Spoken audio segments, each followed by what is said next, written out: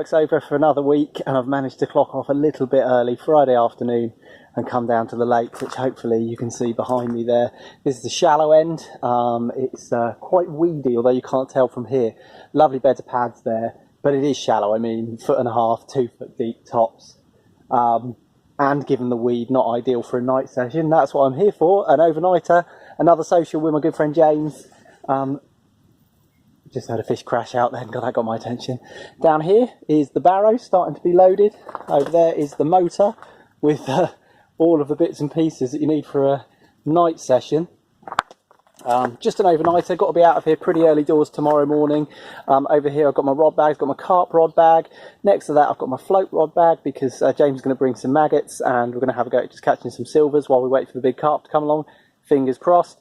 And of course over here is my brolly, which I'll be sleeping under tonight, but really no shelter required. It's absolutely baking. It's really we're really in the grips of probably what you might call a heat wave. I mean, probably a little bit over the top to call it a heat wave, but that's what the radio's saying.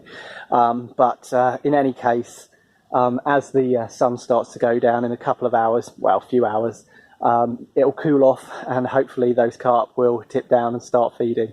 I certainly will have a better bait out there ready for them when they do. That is one heavily laden barrow for just a quick overnighter. I really should try and cut my gear down, but hey, it's on the barrow, so it shouldn't be too hard to push. And I just heard the gate opening, and here he comes now. The old fishing partner. Let's hope we can both catch one, at least one, tonight.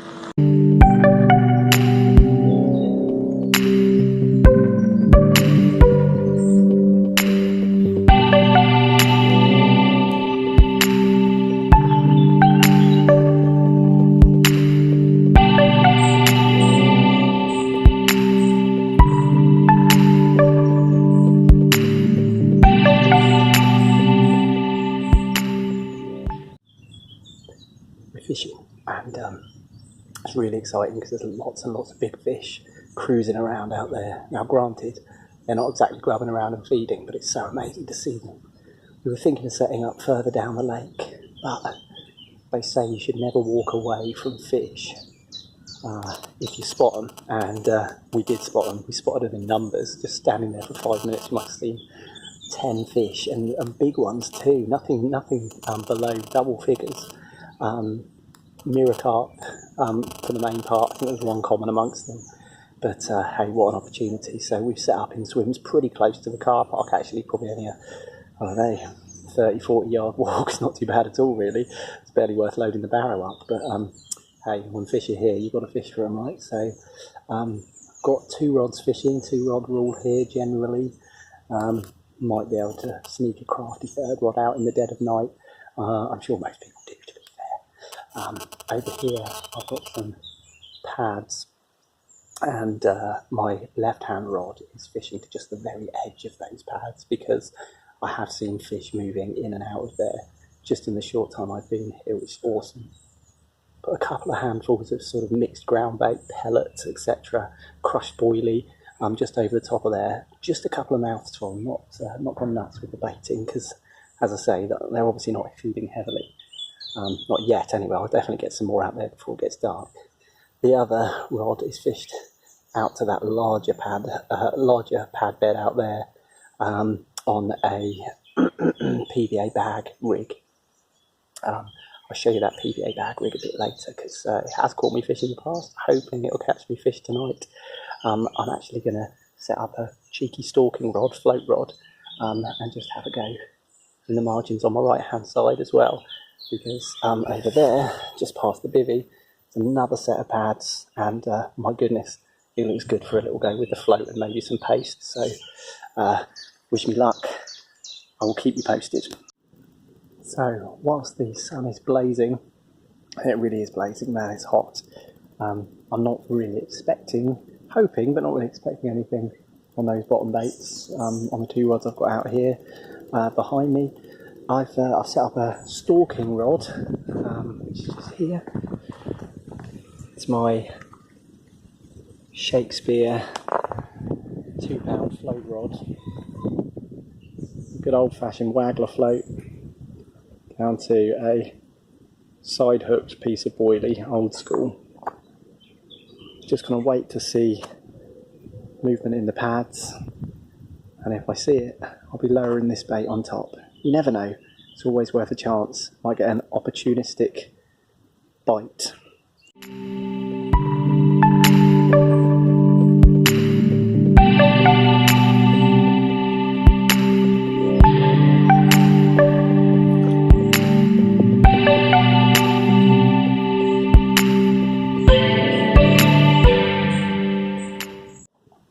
Just come down to James's swim to see how he's getting on. Been here probably a couple of hours now, James. Yeah. And not a great deal happening really, but loads and loads of fish out there. It's really encouraging for the night to come, and just hoping that eventually they'll tip down, get off the surface and onto the feed. Time will tell. In the meantime, here's James's swim. Really nicely laid out swims here. And he has got a very good looking swim in front of him with pads and a channel and all sorts to fish at, which is great. And there he is in the background. He'll be sleeping in that little umbrella later. Cheers.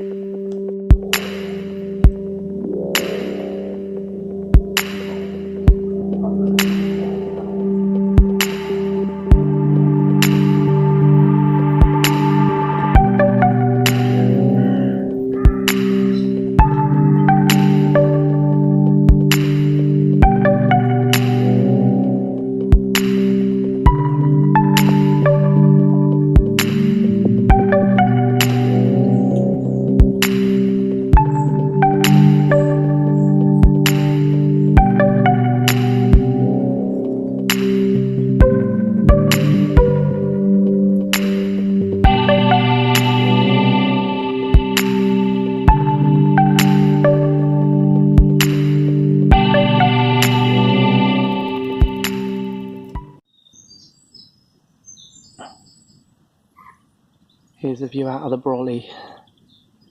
Sun's just finally starting to go down. About 20 to 9 in the evening now. My goodness, it's hot. So hopefully that sun setting will cool things down a little bit, and we might get some fish feeding. Got the spots just as I want them, I think. One to my left and one straight out in front near those lilies that are growing off of the far margin. They're massive lily beds. Been lots of fish moving around in there, so fingers crossed. Oh, and the birds have come to visit.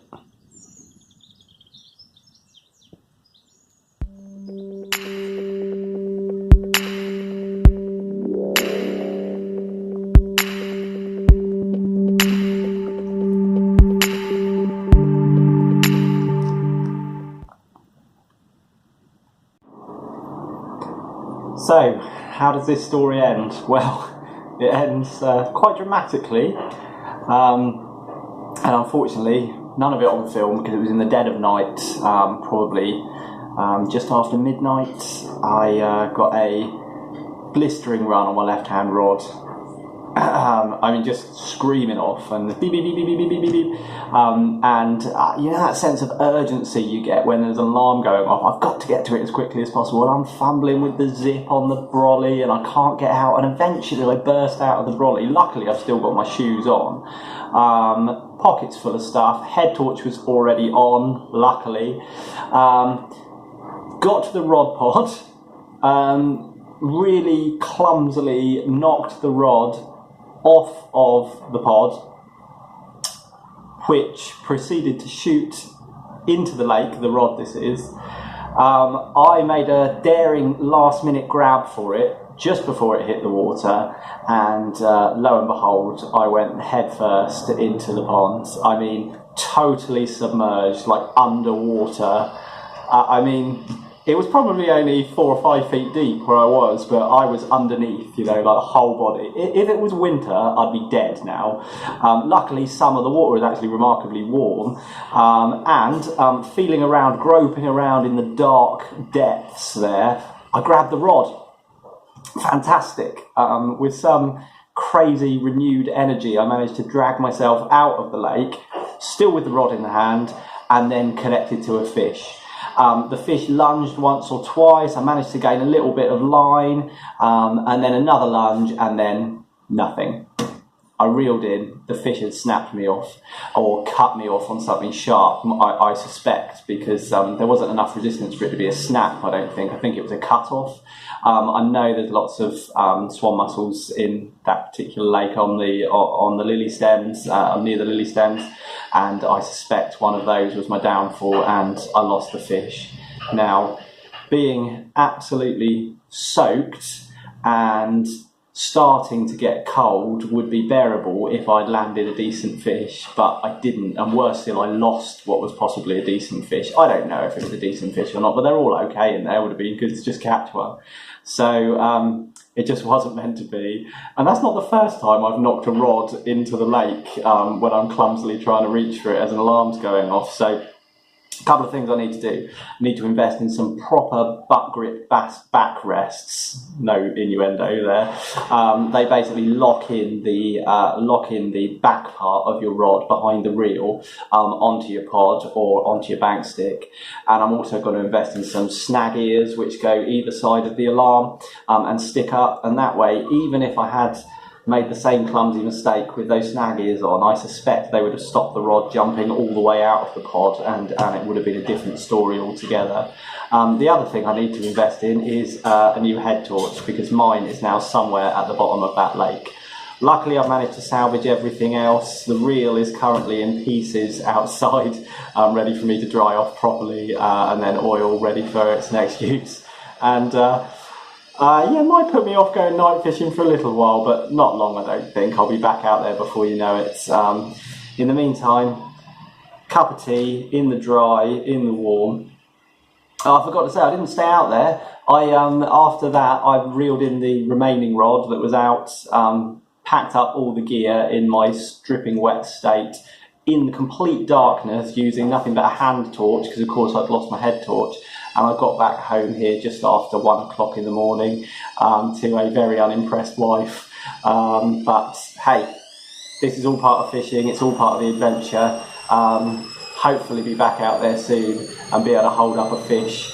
And I'm going to try very hard not to knock my rod off the rod pod again, and be a little bit more composed when an alarm goes off, because I think composure is the key here, and it's something I lack because I get too excited when the alarm goes off. So next time, it'll be a different story. Cheers, everyone.